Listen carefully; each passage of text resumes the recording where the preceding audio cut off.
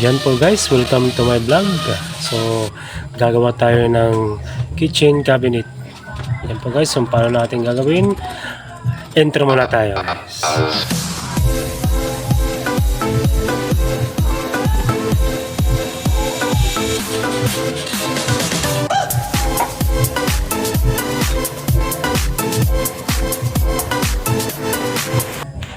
Yan guys, welcome to my vlog. So start po tayo ngayon para natin gagawin yung kitchen cabinet. Napapansin nyo guys, yung inuna ko muna yung ganyan po, pamamaraan po.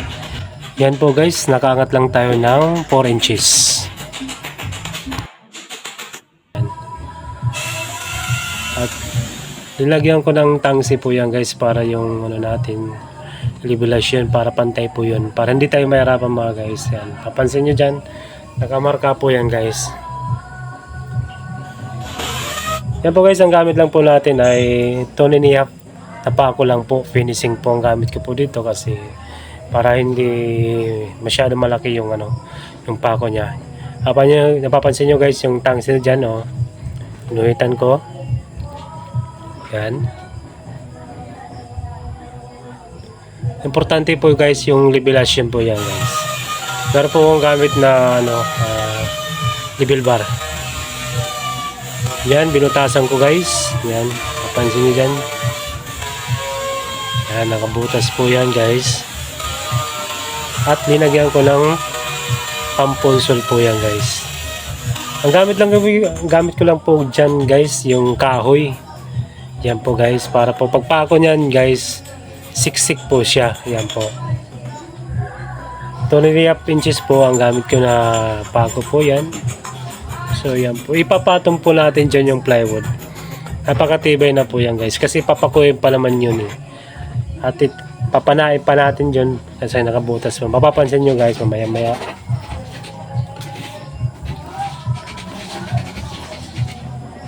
Yan po guys, importante po ang molding natin dyan guys. Importante guys, meron tayong planer, yung pinaka-importante sa pagbabawas ng mga plywood po yan. So meron po akong grinder, yan po, planer at saka circular. Yan. So importante po yung anti-anay po yan. Pansin nyo guys, na-applyan ko muna ng anti-anay para hindi siya pasukan ng mga anay yan guys.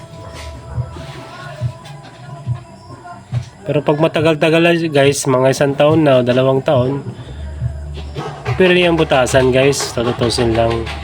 Yung ginawa ko talaga guys, may butas po yan para isprayan na lang po dyan na pamatay ipis yan sa loob. Kakalat naman sa loob yan eh. Wala namang partition sa loob yan, di ba?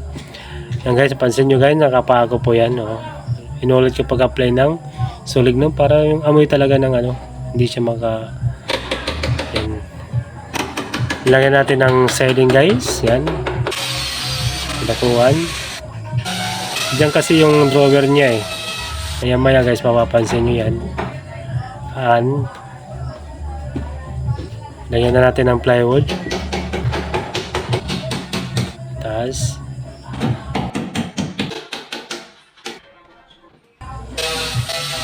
ang pangalo. Yan po guys, naglagay tayo ng partition yan. Mamaya i-explain ko po yan mga guys kung saan banda yung gas at saka yung mga lagay ng pinggan at saka drawer. Yan po para sa drawer guide po. Yan, nilagay natin dyan.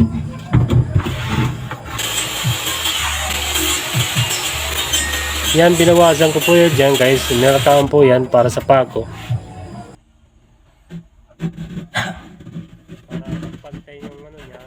Mag-apply ng easy tight, at least mawawala siya. Hindi na kailangan tanggalin yan. Yung mga idea lang po yan, mga diskarte lang po. Para hindi tayo mahirapan ng mga pagpapako yan. Isang pako lang po yan. Meron yan pandikit para matibay po yan.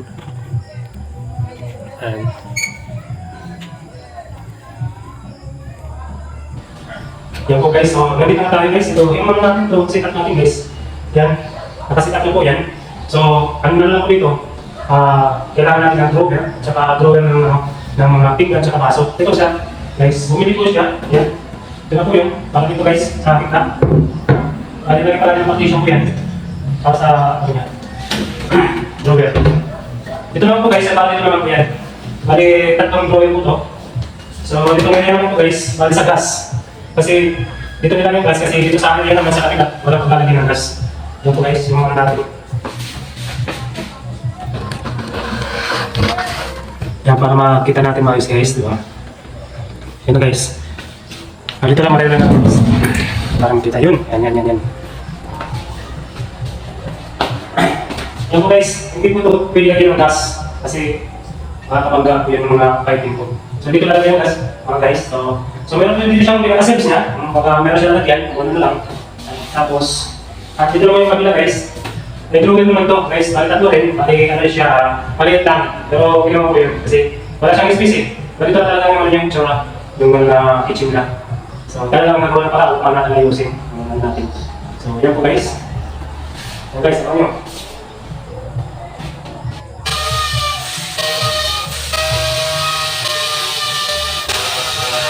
Yan po guys, paki-like lang po at paki-subscribe na lang po kung gusto nyo tayo ay mag-continue ang ating gawain guys. So paki-share na lang din.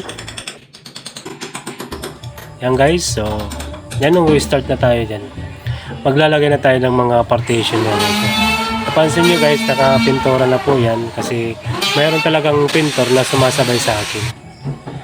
Importante talagang mga guys yung mga power tools yan. Yung planer importante po dyan sa pagbabawas. Importante talagang hulog dyan guys, ha? Yung kakalimutan yan. Ako lang talaga yung ginagamit ko guys. Yan. Ayan na, natapos na yung partition na yan guys.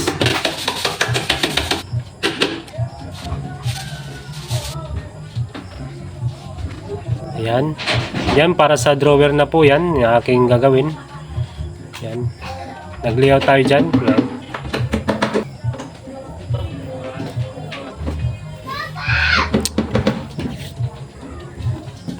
Ayan na guys, naglagay na tayo ng drawer guide na. Yan ang pisa na pagkakabit guys, papapansin nyo dyan.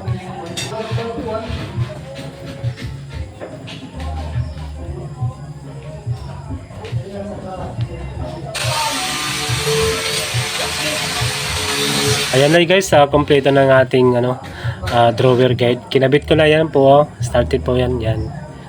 Yan talaga ang pag-layout. Yan. Ayan, yung siding na. Ilalagay na natin ng siding guys. Yan, papansin nyo dyan.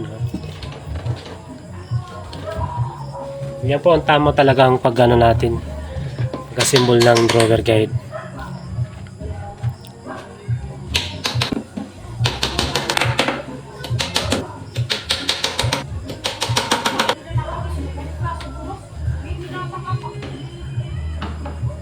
Ayan po guys. Yan, tapos na rin. O, tingnan. Diba guys? Ganun talaga ang paggagawa ng drawer guide. Yan po. Yan po guys, gagawa tayo ng front po ng natin drawer. Yan, mapapansin nyo guys. Yan, lalagyan ko na pandikit ng natin dyan. Para maganda po. Para matibay po yan. Yan guys. Pinadikit lang muna natin yan guys para maganda. Para paghatak ng drawer guide. At saka na magpako. Yan po guys. Yan po guys, nakapako lang yan sa gilid. Yan. Pag natuyo ng pandikit na dyan guys, pwede na tanggalin at ipako. Para po, yan po ang pamamaraan ko guys. Ayan po guys, mag-like lang po kayo at mag-share. Ang bago lang kayo sa akin channel, so pwede na tayo mag-subscribe. Yan guys, kung gusto nyo, para tayo continue. Maraming pa akong ipapakita sa inyo guys ng mga ganitong pamamaraan. So hindi ako professional guys na mga karpentero. So marunong lang pa akong gumawa. Paano tayo didiscard? Yan na po guys. Ayan na guys, lalagyan na natin ng handle. Tapos na tayo dyan, diba? So kabaguhan na nga ngayon guys, ang ginamit dyan po, epoxy rising po. Hindi yung pintura guys ha, epoxy rising ang ginamit nila dyan. Yan. Pansin nyo guys, yan. Napakakintab po yan. At napakaganda talaga.